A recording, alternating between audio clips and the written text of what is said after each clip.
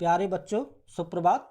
आज हम कक्षा 7वीं के टॉपिक हिमालय की बेटियां की बात करेंगे, जिसके लेखक नागार्जुन हैं। लेखक नागार्जुन ने बच्चों हिमालय से निकलने वाली नदियों को हिमालय की बेटियां कहा है। इस वीडियो में हम लेखक परिचय और पूरा टॉपिक पढ़ेंगे, साथ ही साथ टॉपिक की समरी भी डिस्कस करेंगे। तो सबसे पहले बात करते हैं लेखक परिचय की। लेखक नागार्जुन जी का जन्म 30 जून 1911 सतलखा गांव, जिला मधुबनी, बिहार में हुआ था, ननियाल में। और उनका जो पैतृक गांव है वह तरौनी, दरभंगा, बिहार है। असली नाम इनका वैद्यनाथ मिश्र था और मैथिली भाषा में यात्री नाम से लेखन कार्य किया। प्रमुख रचनाएं हैं युगधारा, सतरंगे पंखों वाली, प्यासी पथराई आंखें, तालाब की मछलियां, तुमने कहा था, खिचड़ी विप्लव देखा हमने, हजार हजार बाहों वाली, पुरानी जूतियों का कोरस, ये सब कविता संग्रह हैं इनके। रत्नाथ की चाची, बलचनमा, बाबा बटेश्वर नाथ, गरीबदास, ये इनके लोकप्रिय प्रसिद्ध उपन्यास हैं। कथा मंजरी भाग 1 और 2 नाम से इन्होंने बाल साहित्य लिखा, बच्चों के लिए रचनाएं लिखी। और 5 नवंबर 1998 ये भगवान के प्यारे हो गए, इनका निधन हो गया। अब बात करते हैं बच्चों टॉपिक की। तो चलते हैं टॉपिक की तरफ। हिमालय की बेटियां। देखिए, अभी तक मैंने उन्हें दूर से देखा था, बड़ी गंभीर, शांत, अपने आप में खोई हुई लगती थीं। संभ्रांत महिला की भांति वे प्रतीत होती थीं। संभ्रांत महिला यानी अच्छे कुल की, कुलीन महिला। उनके प्रति मेरे दिल में आदर और श्रद्धा के भाव थे। माँ और दादी, मौसी और मामी की गोद की तरह उनकी धारा में डुबकियां लगाया करता। परंतु इस बार जब मैं हिमालय के कंधे पर चढ़ा तो वे कुछ और रूप में सामने थी। कंधे पर चढ़ा यानी लेखक जब हिमालय की यात्रा पर गए। मैं हैरान था कि यही दुबली पतली गंगा, यही यमुना, यही सतलुज समतल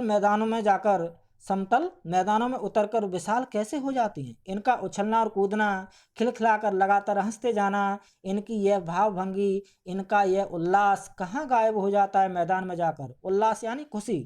किसी लड़की को जब मैं देखता हूँ, किसी कली पर जब मेरा ध्यान अटक जाता है, तब भी इतना कौतूहल और विस्मय नहीं होता जितना कि इन बेटियों की बाल लीला देखकर। कौतूहल यानी जिज्ञासा और विस्मय यानी आश्चर्य। कहाँ ये भागी जा रही हैं? वह कौन लक्ष्य है जिसने इन्हें बेचैन कर रखा है? अपने महान पिता का विराट प्रेम पाकर भी अगर इनका हृदय अतृप्त ही है, तो वह कौन होगा जो इनकी प्यास मिटा सकेगा? अतृप्त यानी प्यासा, अशांत, और विराट यानी विराट प्रेम यानी बहुत ज़्यादा प्रेम। बर्फ जली नंगी पहाड़ियाँ, छोटे छोटे पौधों से भरी घाटियाँ, बंदुर अधित्यकाएँ, सरसब्ज उपत्यकाएँ। अधित्यका पहाड़ के ऊपर की समतल जमीन और उपत्यका पहाड़ के नीचे पास की समतल जमीन। ऐसा है इनका लीला निकेतन। निकेतन यानी घर। नदियों का घर किसे कहा है लेखक ने? हिमालय को। खेलते खेलते जब ये जरा दूर निकल जाती हैं तो देवदार, चीड़, सरो, चिनार, सफेदा, कैल के जंगलों में पहुंचकर शायद इन्हें बीती बातें याद करने का मौका मिल जाता होगा। कौन जाने बुड्ढा हिमालय अपनी इन नटखट बेटियों के लिए कितना सिर धुनता होगा। सिर धुनता होगा यानी परेशान होता होगा। बड़ी बड़ी चोटियों से जाकर पूछिए तो उत्तर में विराट मौन के सिवाय उनके पास और रखा ही क्या है। सिंधु और ब्रह्मपुत्र ये दो ऐसे नाम हैं जिनके सुनते ही रावी, सतलुज, व्यास, चेनाब, झेलम, काबुल, कपिसा, गंगा, यमुना, सरयू, गंडक, कोसी आदि हिमालय की छोटी बड़ी सभी बेटियां आंखों के सामने नाचने लगती हैं। यानी हिमालय से दो महानदी निकलती हैं, सिंधु और ब्रह्मपुत्र। बाकी जो नदियां हैं, चेनाब, झेलम, काबुल, गंगा, यमुना, सरयू, ये जो बाकी नदियां हैं वो सिंधु और ब्रह्मपुत्र से ही बनती हैं। वास्तव में सिंधु और ब्रह्मपुत्र स्वयं कुछ नहीं है। दयालु हिमालय के पिघले हुए दिल की एक एक बूंद न जाने कब से इकट्ठा होकर इन दो महानदियों के रूप में समुद्र की ओर प्रवाहित होती रही है। कितना सौभाग्यशाली है वह समुद्र जिसे पर्वतराज हिमालय की इन दो बेटियों का हाथ पकड़ने का श्रेय मिला है। यानी जो हिमालय की जो बर्फ़ है वो धूप और गर्मी से पिघल करके पानी बनती है, और वही हिमालय की बर्फ़ का जो पानी है, पिघला हुआ पानी है, बर्फ़ पिघल करके पानी बनती है और वही पानी नदियों के रूप में प्रवाहित होता है। और हिमालय से निकलकर जंगलों से गुजरते हुए, मैदानी इलाकों से गुजरते हुए वो नदियाँ किस में जाकर के मिल जाती हैं? समुद्र में जाकर मिल जाती हैं। पर्वतराज यानी पर्वतों का राजा अर्थात हिमालय। जिन्होंने मैदानों में ही इन नदियों को देखा होगा, उनके ख्याल में शायद ही यह बात आ सके कि बूढ़े हिमालय की गोद में बच्चियां बनकर ये कैसे खेला करती हैं। माँ बाप की गोद में नंग धड़ंग होकर खेलने वाली इन बालिकाओं का रूप पहाड़ी आदमियों के लिए आकर्षक भले न हो, लेकिन मुझे तो ऐसा लुभावना प्रतीत हुआ वह रूप कि हिमालय को ससुर और समुद्र को उसका दामाद कहने में कुछ भी झिझक नहीं होती। लेखक ने समुद्र को दामाद कहा है हिमालय का, और हिमालय को समुद्र का ससुर कहा है, क्योंकि नदियां हिमालय से निकल करके किससे जाकर मिल जाती हैं? समुद्र से। कालिदास के विरही, ये कालिदास संस्कृत के कवि हैं बच्चों, और मेघदूत उनकी रचना है। कालिदास के विरही यक्ष ने अपने मेघदूत से कहा था, वेत्रवती वेतवा नदी को प्रेम का प्रतिदान देते जाना, तुम्हारी वह प्रेयसी, प्रेयसी यानी प्रेम का, तुम्हें पाकर अवश्य ही प्रसन्न होगी। यह बात इन चंचल नदियों को देखकर मुझे अचानक याद आ गई और सोचा कि शायद उस महाकवि को भी नदियों का सचेतन रूपक पसंद था। सचेतन रूपक, सचेतन यानी लिविंग थिंग, लाइव, सजीव।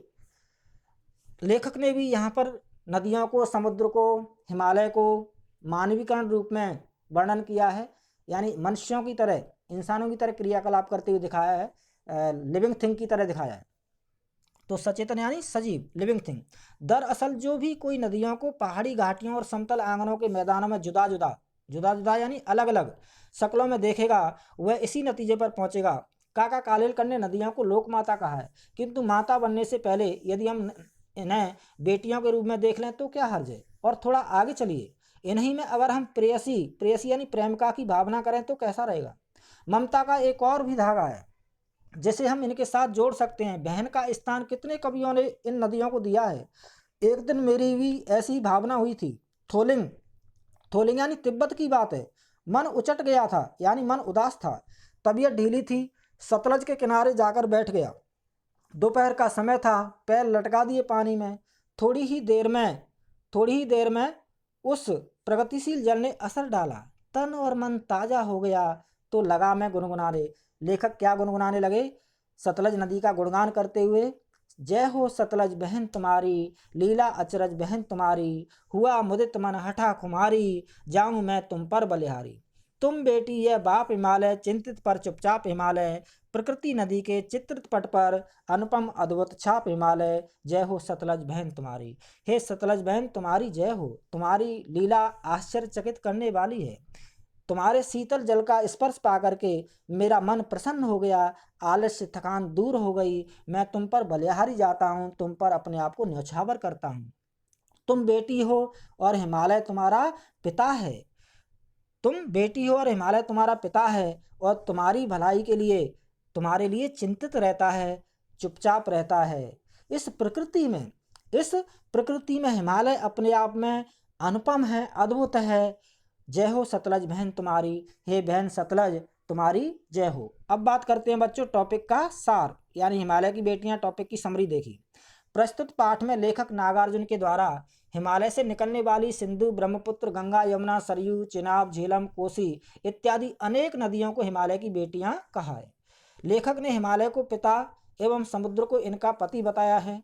काका कालेलकर ने नदियों को लोक माता कहा है, क्योंकि नदियां लोक माता यानी सबकी माता, सभी लोगों की, सभी प्राणियों की माता, क्योंकि नदियां एक माता की तरह हमारी प्यास बुझाती हैं। उनका पानी पेड़ पौधों, जानवरों, पशु पक्षियों, फसलों की सिंचाई सबके काम आता है, इसलिए काका कालेलकर ने नदियों को लोक माता कहा है।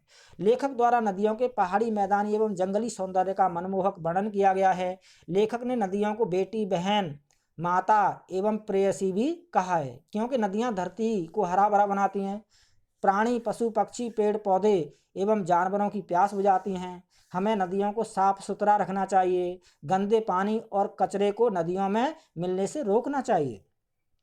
नदियों के विभिन्न रूप आप देख सकते हैं। ये पहला पहाड़ से निकलते हुए, दूसरा जंगल से गुजरते हुए, और मैदानों में जाकर के किस तरह से वो विशाल आकार धारण कर लेती हैं, और अंत में इस समुद्र का चित्र है।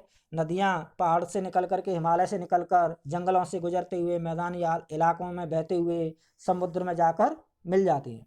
यदि वीडियो पसंद आए तो सब्सक्राइब करें, लाइक करें, कमेंट करें, शेयर करें। धन्यवाद। जय हिंद, वंदे मातरम।